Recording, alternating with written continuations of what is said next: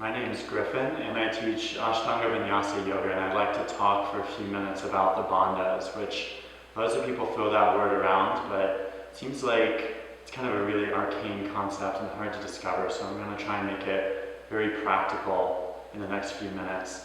And this video is an accompaniment to an article I wrote about the bandhas, kind of about my actual experience with the bandhas rather than kind of an abstract idea, as well as a couple exercises that you can do.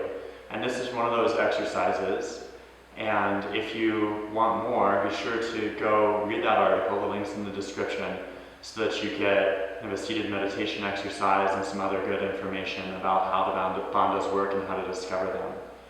And this video is going to be about a standing exercise for kind of the first discovery of the bandhas. And then there's going to be a seated exercise called the Mahabandha position, which you can actually insert into your Ashtanga-Vinyasa practice in the traditional way. And the bandhas are 3 points, basically. One's at the root of the pelvic floor, right at the tailbone, then lower belly, and then throat. And it's enough just to have awareness of those. Sometimes there's physical movement, sometimes there's like a muscular contraction, and sometimes there's not. And so that doesn't really define what the bandha is. It's kind of a space of awareness inside your body. But it is easier to start to discover them and start to feel them when there's physical movement, when there's a contraction of the muscles, because that makes it more tangible, that makes the sensation a little bit more noticeable for you. And then over time, you can start to become more and more sensitive, and you'll notice more subtle sensations. So we'll start with the really noticeable kind of Uddiyana Kriya, it's called, and we'll do that in standing. And that's action of the diaphragm. And the diaphragm runs right here. This is the bottom arc of my rib cage. And so the diaphragm covers that arc like a jellyfish from the inside, and you can consciously contract it, especially on a full exhalation, so that it kind of lifts and flares up. And that flaring action draws the contents of the stomach, all the organs and all the viscera, up into the bottom of the rib cage in like a vacuum-like effect. And we'll do that in a standing position, just a standing forward fold. And your knees can be a little bit bent or more fully straight, and the hands will be just above the knees. It doesn't matter which way the hands are facing, whether the knees are bent or straight, just however you feel really stable and comfortable. And we're going to exhale fully, look back between the legs, so kind of rounding the back, and then find that lifting action of the diaphragm.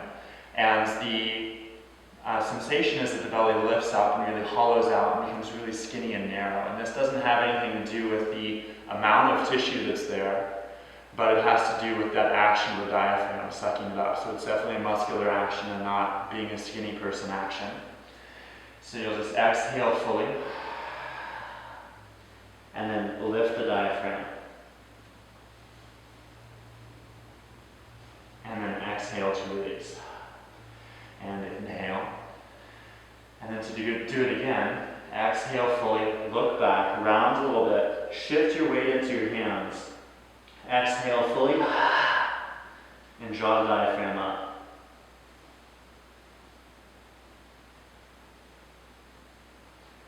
I recommend holding that just for a couple seconds at first, so that a really good marker for that is whether the breath becomes gasping when you release. If you release and your breath is like, then hold it a little bit less time, because that's too far. So it should be very smooth when you release the breath. It shouldn't make any sound or anything, and you're still fully in control.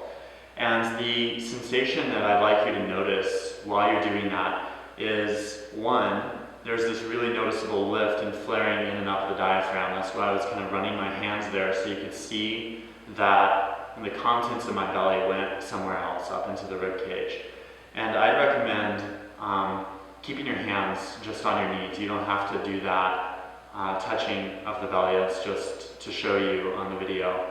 But if you're curious whether it's happening or not, you can do it without a shirt on, and you just look back and you'll be able to see the belly lift up.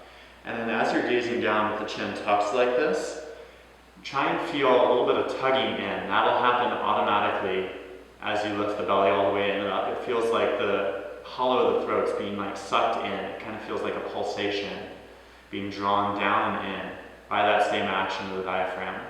And it's mirrored, it's reflected by a tugging upwards from the inside edge of the tailbone from the pelvic floor.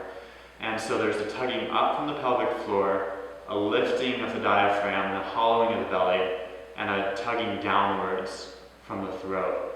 And those are the kind of the locations of the three bandhas, and that's the easiest way to start to feel sensation there, and it's the easiest way to discover their location for meditation practices or for your own awareness. And so the next, we'll do that in a seated position. And if your hamstrings are really tight, you might prefer to stay in that standing position a little bit if you feel really restricted here. But if you have a regular Ashtanga practice in the primary series, intermediate series, whatever, you can do this. And it's one of the counts, actually, of the fold. So how it would happen is you come through to seated from downward facing dog, and then maybe say for Paschimottanasana, grab onto your big toes, exhale to fold. Inhale, lift halfway. This is where you find that application of the bandhas, lifting up, getting taller, and then folding fully for your 5 breaths. And so to break down that inhalation, it's called like inhale, lift, inhale, reset. You'll notice teachers will say that. And you can find that Mahamudra or Mahabandha position there, so that the belly lifts in and up. You feel a tugging upwards from the pelvic floor, and there's a drawing inwards of the throat. And the action of the arms was really helpful for this. So when we were doing it standing, we were holding just above the knees. And here, you'll be pulling on the big toes, like pulling back.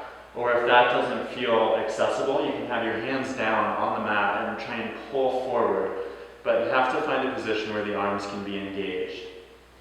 So I'll do it holding onto my big toes just to show that way. So it's exhale, fold, inhale, lift, and then find that lift of the diaphragm, the bandha. And so it's not as extreme as the standing position, but the belly draws in and up a little bit, allows the length. There's a lifting from the inside edge of the tailbone, and you're kind of gazing down towards the calves. And you feel, hopefully, how that makes you taller. And it helps lengthen the spine, and you get a feeling of being like stretched really taut, like saran wrap being pulled from the sides. And that tautness allows you to go deeper into a forward fold, which is why it's there in the count. And so you can just practice that. You can even hold it for a few breaths on its own while you're trying to discover the bandhas, so that your exhale, fold, inhale, and you just kind of sit here, tugging, or maybe you do that in Dandasana too. And either way, you can just hold that for a while. Same thing works for something like Janu Shirshasana. You've got one leg folded back, lifting up, finding the bandha. And if you practice that over time, you'll really start to develop sensation there. And the bandha are really helpful, as I explained in more detail in my article, because they can create stability where you need stability. If you're doing like a one-legged balancing posture and you're feeling really wobbly, bringing your awareness to the bandhas creates a lot of strength and centeredness.